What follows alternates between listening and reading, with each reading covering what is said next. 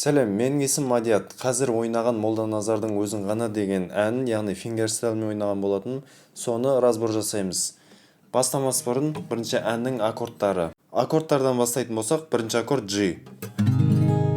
Екінші аккорд А. Үшінші аккорд BM. Төртінші аккорд D. Бұл бірінші кападасыры қыстырылып тұрған кезде осылай ойналады. G аккордының ұсталуы. Бірінші струна үшінші лад, екінші струна үшінші лад, бесінші струна екінші лад, алтыншы струна алтыншы лад. Одан кейінгі аккорд А, яғни екінші струна екінші лад, үшінші струна екінші лад, төртінші струна екінші лад. Осылай қатарынан ұсталады. Бас нотасы бесінші струна. Одан кейінгі аккорд BM, яғни екінші струнадан бари ұсталады, үстіңгісі ойналмайды. Және де екінші струна үшінші лад, үшінші струна төртінші лад, төртінші струна төртінші лад. Мынаны жіберіп ойнауға да болады, яғни ортасын ашып. Маған осылай ыңғайлы, және осылай әдемі естіледі. Төртінші аккорд D. Яғни бас нотасы төртінші струна. Бірінші струна екінші лад, екінші струна үшінші лад, үшінші струна екінші лад. Ал енді әннің мелодиясына келетін болсақ,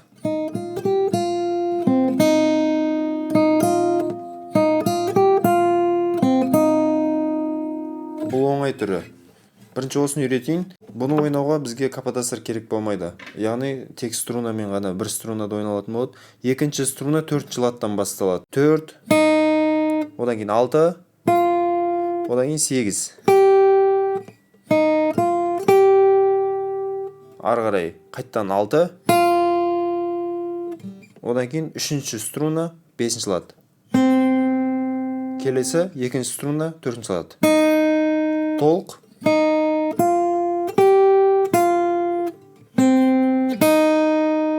Ары қарай қайттан осы екінші струна 4-ші лад тартылады. Одан кейін 6. Толық былай болады.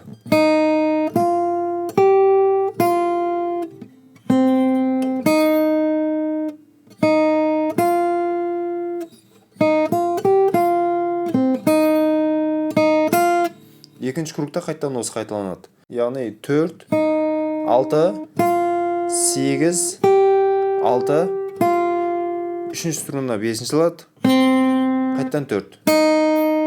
Екіншісі осымен аяқталады. Барлығы былай тартылады.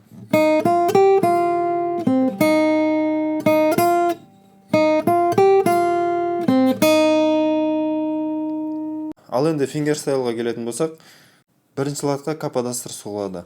Одан кейін аккордтар G, A, BM, D.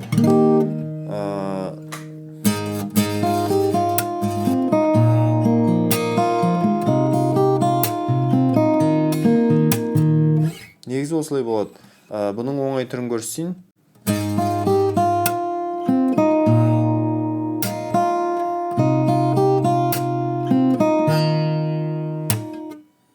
Осылай ойналады. G нотасының бас нотасын ұстаймыз, яғни 6-шы струна 3-ші лад. Одан кейін 2-ші струна 3-ші ладтан саусақпен ұстаймыз. Екеуін бірге тартылады. Ары қарай мелодия ойналады. 2, одан кейін ашық 1-ші струна, одан кейін мына саусақпен 2-ші ладты жабамыз. 1-ші струна 2-ші лад.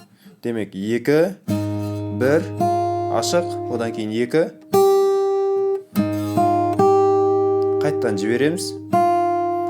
Ашқаннан кейін мына саусақпен 3-ші струна 4-ші ладты жабамыз. Толық былай болады. 2, бірінші ашық, 2-ші ладты жабамыз. Одан кейін қайтып ашылады. Одан кейін мынау жабылады. 3-ші струна 4-ші лад, 2-ші струна.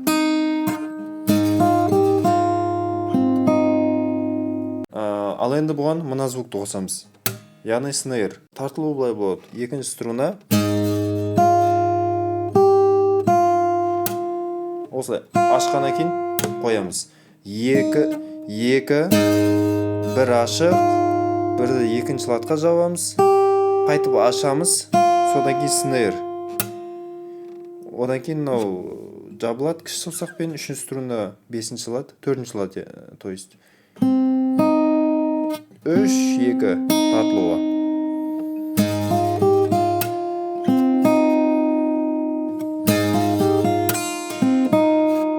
Осыдан кейін аккорд ауысады, яғни А деген аккордқа.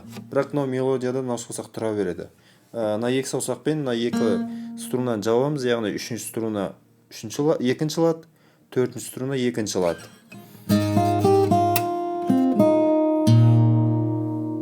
Бұл толық фингерстайлға арналған негізі аккорды. Былайша ұстамаса да болады. Өткен бізге қазір бас нотасы ғана керек. Осыдан кейін 5-ші струнаны ашық тартамыз. Тартқаннан кейін снейрмен бірге снейр және де 2-ші струнаны тартамыз. Яғни мынаны сыртымен ұрып, мына тырнақтың сыртымен осылай шертеміз.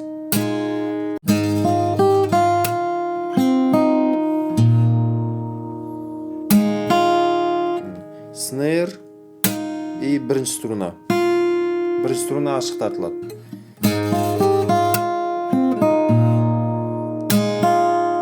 Келесі аккорд БМ, 5-ші струна 2-ші латтан басылады. Мынау мелодияда қалады осылай. И басындағын қайталаймыз. Бірақ 5-ші струна тартылады 2-мен бірге. Тағы да снейр. 2 1 ашық, 1-ші струна 2-ші лат, 1-ді қайтадан ашамыз, снейр.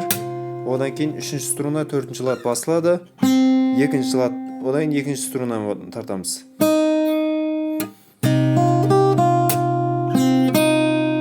Одан кейін Д деген аккорд қауысады, оның бас нотасы 4-ші струна. 4-ші струна ашық тартылады.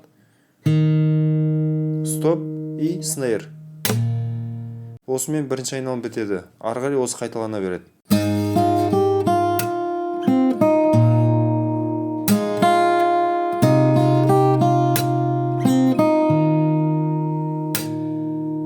Бүгінге осы. Келесі видеода қандай да бір әнге немесе аккордтарға үйренгілеріңіз келсе, комментарийға жазыңыздар. Келесі видеоларда міндетті түрде шығады. Және де арнаға жазылуды ұмытпаңыз.